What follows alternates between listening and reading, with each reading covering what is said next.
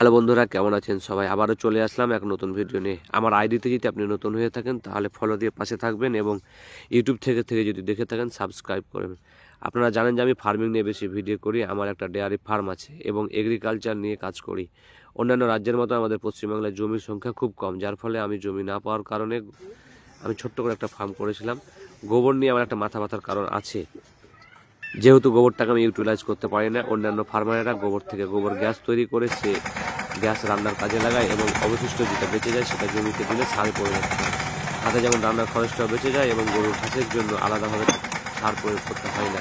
আমার ফার্ম আমার বাড়ির পাশে করেছিলাম। গোবর থেকে যেমন বড় একটা সমস্যা, ছোট রাস্তা হওয়ার কারণে গায়ে ঢুকতে পারে না। তো ট্রাক্টর নিয়ে সমস্ত গোবর আমার ঘাসের জমিতে এবং অন্যান্য জমিতে দেওয়া হলো। যারা আপনারা নতুন ফার্ম করবেন তারা অবশ্যই লক্ষ্য রাখবেন যে আপনার ফার্ম থেকে যেন গাড়ি যাওয়া আসা যাওয়া করতে পারে। ডেয়ারি ফার্ম করলে শুধু দুধ বিক্রি করে লাভবান হতে পারবেন, ঠিক তেমনি গাছ আপনার যেমন গোবরটাকে ইউটিলাইজ করে বায়োগ্যাস কনভার্ট করতে পারলে তারপরে অবশিষ্ট জিনিসটা আপনি জমিতে সার হিসেবে প্রয়োগ করতে পারলে আপনি আরও লাভবান হবেন। ভিডিওটা যদি আমার ভালো লেগে